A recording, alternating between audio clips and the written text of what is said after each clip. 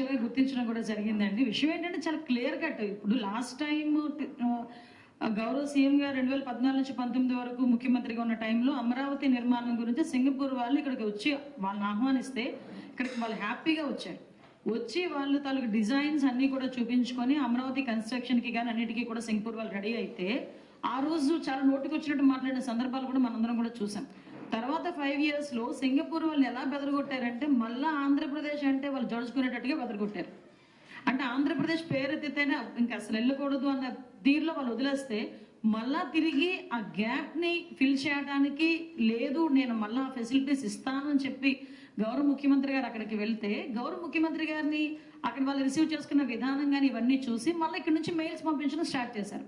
ఇక్కడే కాదండి, మనకి ఏ కంపెనీ వస్తుంది అనుకోండి, ఆ కంపెనీకి ఎవరో ఒకటి చదివి ఏ యూఎస్ నుంచో ఎవరో ఒకటి ఉంటారు కదా, వాళ్ళ చేత ఒక మెయిల్ పెట్టిస్తారు. అక్కడ లా అండ్ ఆర్డర్ ఇష్యూస్ ఇలా ఉన్నాయి, అక్కడ ఇంత క్రైమ్ జరిగిపోతుంది, అంత క్రైమ్ జరిగిపోతుంది, ఇలాంటి ఇష్యూస్ ఉన్నాయి, అలాంటి ఇష్యూస్ ఉన్నాయని చెప్పి.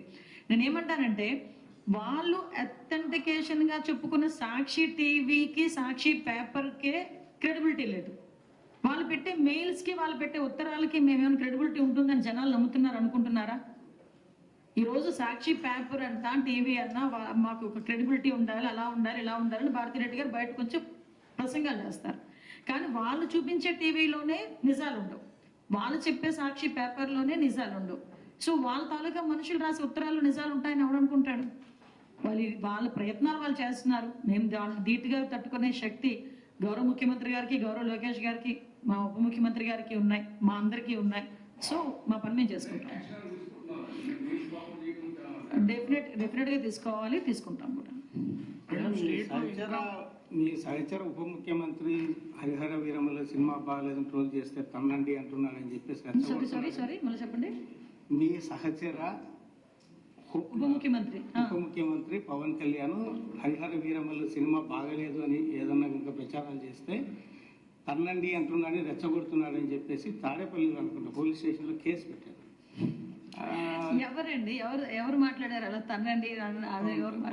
పవన్ కళ్యాణ్ గారు అన్న మాటని అనవసరంగా దాన్ని ఇది చేయకండి, మార్పులు చేర్పులు చేయకండి. ఆయన ఇప్పుడు నాకు తెలిసి పవన్ కళ్యాణ్ గారు ఇన్ని రోజులు మా సాన్నిధ్యంలో కానీ ఆయన ఒక మా ఎన్డీఏ కూటమిలో కానీ ఎక్కడా కూడా పలానా వాళ్ళు తన్నండి ఇలాంటి పదాలు ఉప ముఖ్యమంత్రి అయిన తర్వాత కూడా ఇప్పుడు మాట్లాడాలి.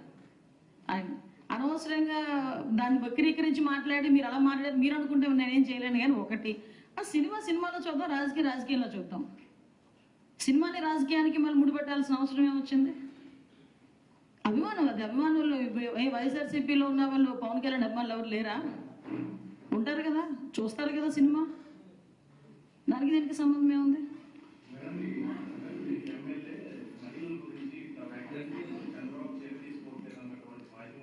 ఎవరు కూడా సార్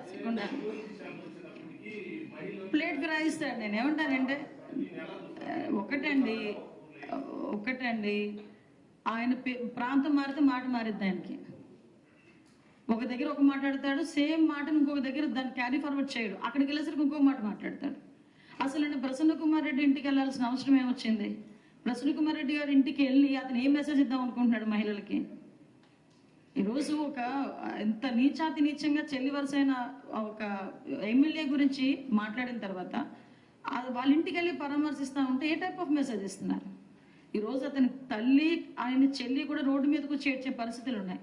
నిజంగా ఆయన ఇలాంటి యాత్రలు ఏమైనా చేయాలి, ఓదార్పు యాత్రలు చేయాలంటే ముందు షర్మిలా గారి ఇంటికి వెళ్ళి ఓదార్పు యాత్ర చేయమనండి. ముందు వాళ్ళ అమ్మగారి ఇంటి దగ్గరికి వెళ్ళి ఓదార్పు యాత్ర చేయమనండి, వాళ్ళ ఇంటికి వెళ్ళి చూడమనండి. తర్వాత మిగతావన్నీ దయచేసి ఇక్కడతో ఆపేద్దాం. అబ్బా ఇది మంచి మూమెంట్, దీన్ని అనవసరంగా డిస్టర్బ్ చేయొద్దు.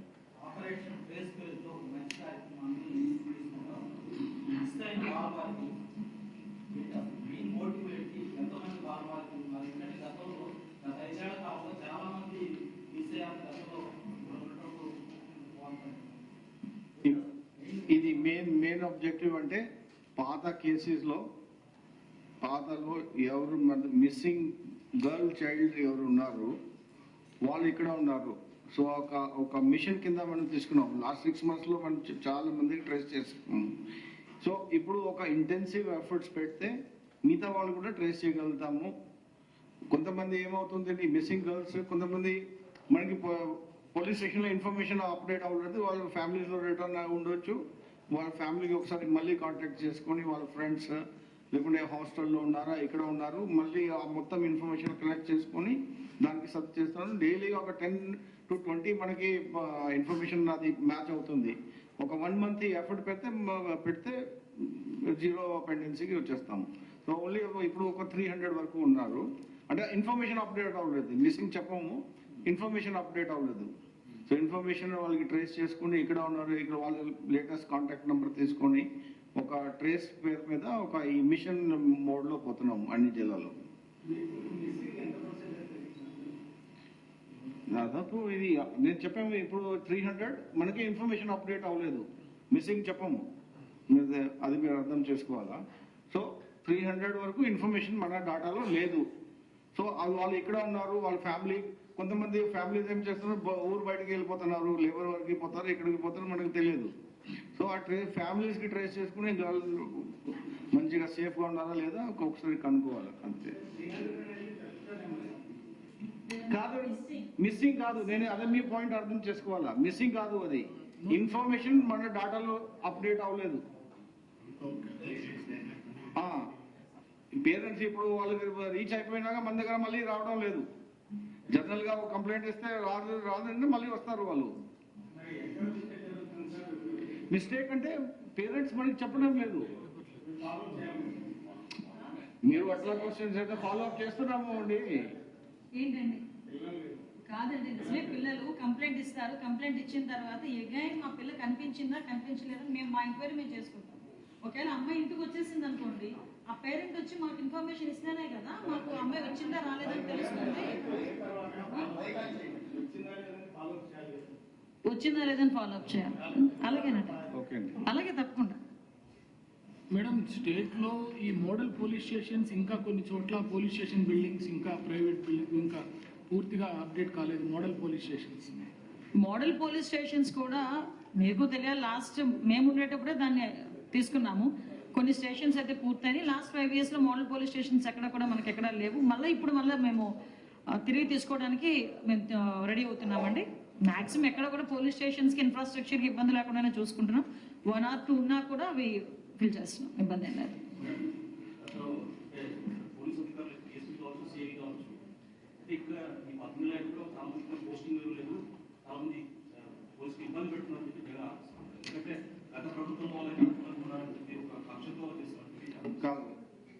వితౌట్ వినండి, మీకు తెలిసిన విషయం ఇది. విఆర్ పోస్ట్ పోలీస్ డిపార్ట్మెంట్ లో సెంక్షన్ పోస్ట్.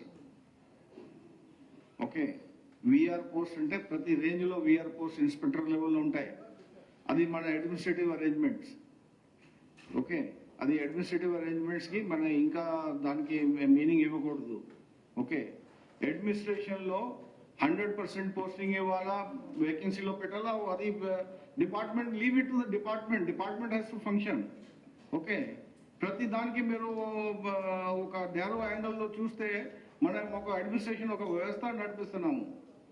ఆ వ్యవస్థ నడిపినప్పుడు కొన్ని విషయాలు ఉంటాయి, అది మనకి ఇంటర్నల్. మనకి తెలుసు వర్క్ ఎట్లా తీసుకోవాలి, మన వర్క్ ఎఫిషియన్సీ ఎట్లా తీసుకురావాలి డిపార్ట్మెంట్కి. సో మీరు దయచేసి మీరు దాన్ని వేరే విధంగా మీరు తీసుకెళ్ళకూడదు. ఈ department functioning, police is a force, ఆ ఫోర్స్లో ఇంటర్ఫరెన్స్ వద్దు. ఇప్పుడు చెప్తున్నాము, ఇది చాలా ఇంపార్టెంట్, మీరు అందరూ అర్థం చేసుకోవాలా. మేము ఇంటర్నల్ సెక్యూరిటీలో క్రిటికల్ డ్యూటీస్ చేస్తున్నాము. ఓకే,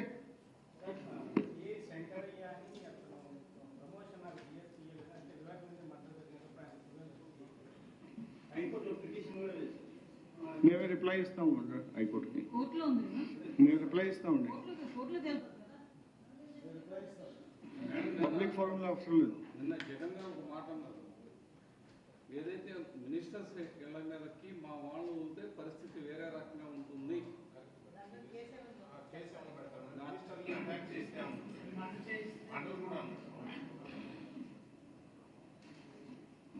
కంపల్సరీగా పెట్టాలి, కంపల్సరీగా పెడతాం కూడా. ఓకే, విషయం ఏమవుతుందంటే వాళ్ళు రెచ్చగొట్టేటట్టు మాట్లాడుతున్నారు, మీకు అర్థం కావట్లేదు.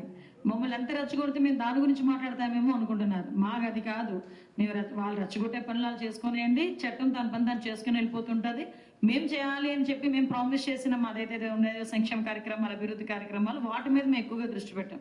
మాకు ఎదురుగా ఉన్నవి జగన్మోహన్ రెడ్డి బయటకు వచ్చి ఏదో సవాలు ఇస్తే సవాలు తీసుకోవడానికి అది కాదు. మాకు ఎదురుగా ప్రజలకి సేవ చేయాలి, ప్రజలకి జవాబుదారీతనంగా మేము ఉన్నాము. ఓట్లేసి గెలిపించి 164 సీట్లు ఇచ్చారు ఎన్డీఏ కూటమికి. ఇలా మాట్లాడి ఇలా చేసినందుకే 11 సీట్లు తీసుకొచ్చి కూర్చోబెట్టారు. ఇంకా బుద్ధి రావట్లేదు జగన్మోహన్ రెడ్డికి. అది అక్కడ ఆ విషయం ఏంటంటే అతని తాలూకా బాలతను అక్కడ బయటపడుతుంది అలాంటి మాటలు మాట్లాడుతున్నప్పుడు. నిజంగా ముఖ్యమంత్రి అయిన వ్యక్తి నోట్ల నుంచి రావాల్సిన మాటలేనా అవి? ఒకసారి మనం ఆలోచన చేసుకుందాం, ప్రజలు కూడా ఆలోచన చేసుకోవాలి. 5 సంవత్సరాలు ముఖ్యమంత్రి చేసి 151 సీట్లతోని ఆ రోజు గెలిపించి కూర్చోబెడితే అతను 5 సంవత్సరాలు అడ్మినిస్ట్రేషన్ చేసి పోలీస్ వ్యవస్థ ఇండివిజువల్ గా పనిచేస్తున్న సంగతి తెలియదా? విఆర్లో ఏ పోస్టులు ఉంటాయి, విఆర్ అనేది శాంక్షన్ పోస్టులే కాదన్న సంగతి తెలియదా? నోటుకు వచ్చినట్టు అతను కామెంట్ చేయొచ్చా పోలీసుల్ని? ఇదే పోలీసులు ఉపయోగించుకొని వాళ్ళతో ఎన్ని పనులు చేయించుకున్నారు అతను మర్చిపోయారా? సో నేనేమంటానంటే పోలీస్ వ్యవస్థను పూర్తిగా వాళ్ళ కంట్రోల్ వాళ్ళకి వదిలేయాలి, వాళ్ళ పని వాళ్ళు చేసుకుంటారు. నెక్స్ట్ ఇంకొకటి ఏంటంటే ఒక ముఖ్యమంత్రి స్థాయి వ్యక్తి మీ మంత్రుల మీదకి మా ఇళ్ళ మీదకి వచ్చి మీకు కొడితే చంపితే ఆ పదాలు ఉపయోగిస్తున్నారంటేనే వాళ్ళ తాలూకు మెంటల్ స్టేటస్ ఎలా ఉందన్న సంగతి మనం ఆలోచన చేసుకోవాలి. మానసిక పరిస్థితి ఎలా ఉందన్నది ఆలోచన చేసుకోవాలి. అలాంటి వాళ్ళ గురించి చట్టం తన పని దాన్ని చేసుకెళ్ళిపోతుంది, మా పని మేము చేసుకుంటాం.